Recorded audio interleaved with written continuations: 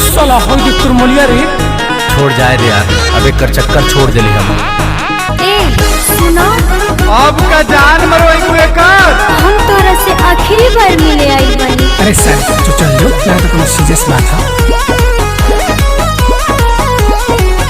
चुमा ले लहैया रया पको हब नहीं, जत बानी मामा घरे इहा रहब नहीं।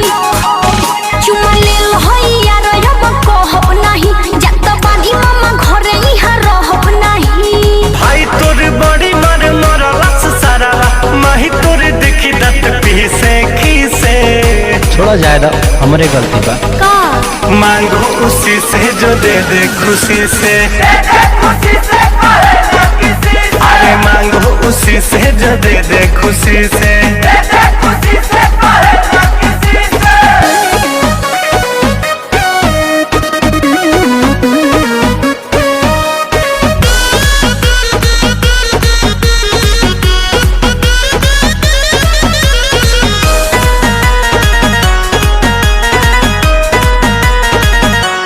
तुमसे चली नहीं यारी मैटर साफ करहो।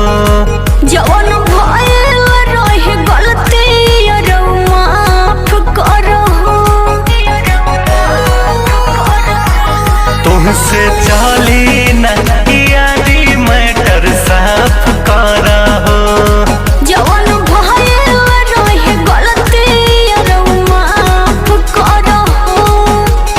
गौवा में लिखले जतिया रे, इहे बात मन में टीसे टीसे।